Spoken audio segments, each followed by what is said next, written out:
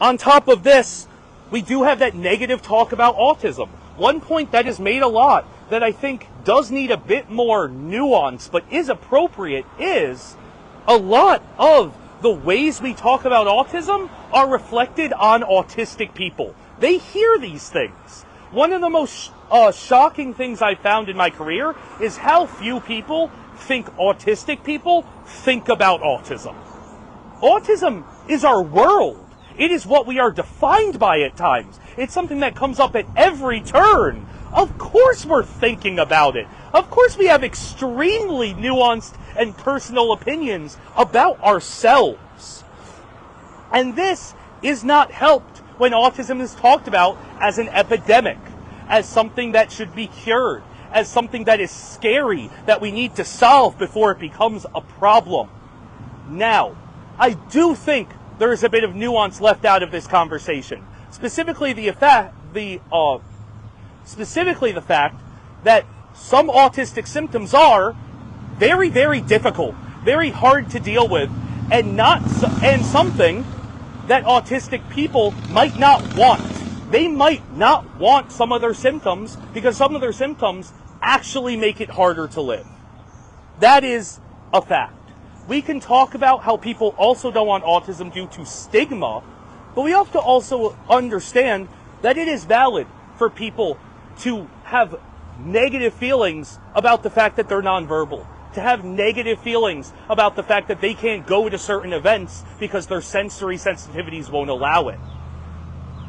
It is okay to understand that for some people, having autism is more difficult than others. And we can acknowledge that experience without using words like epidemic.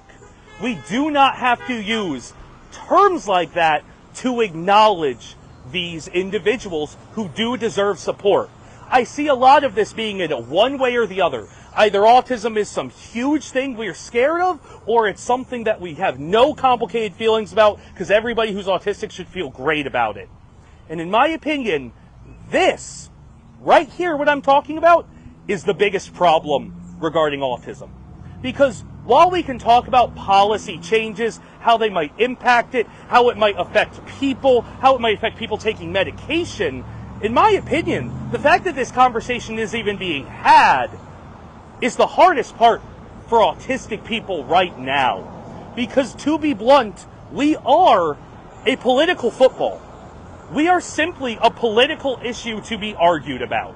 And we have been for 20 years now, since the neurodiversity movement and autism rights movement really got going in the 1990s and 2000s.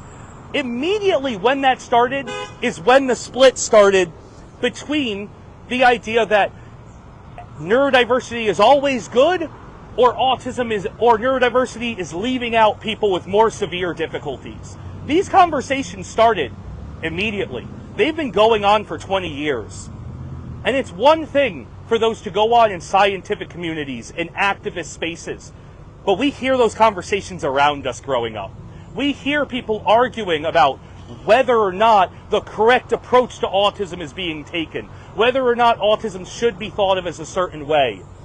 And I can give you all my strong takes on autism. I can tell you, I don't think people should be ashamed to have autism. I can tell you, I don't think there's science showing that vaccines cause autism. I don't think there's enough evidence showing that Tylenol has an impact on autism.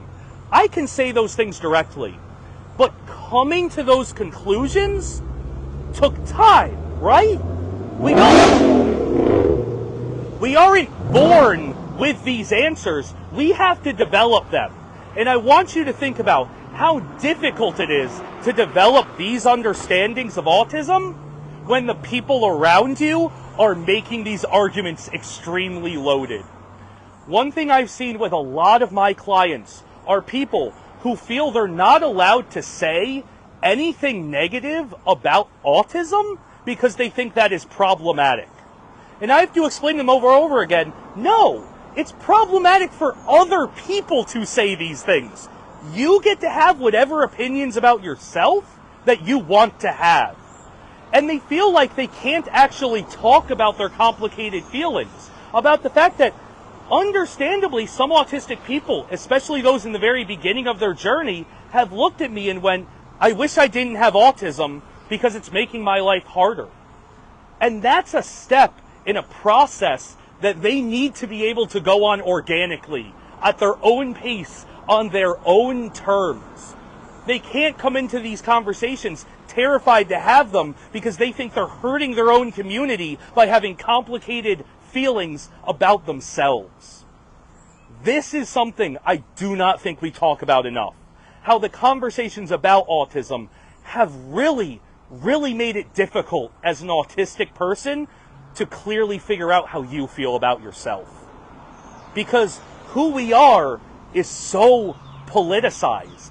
Immediately, from the day we're born, it's politicized.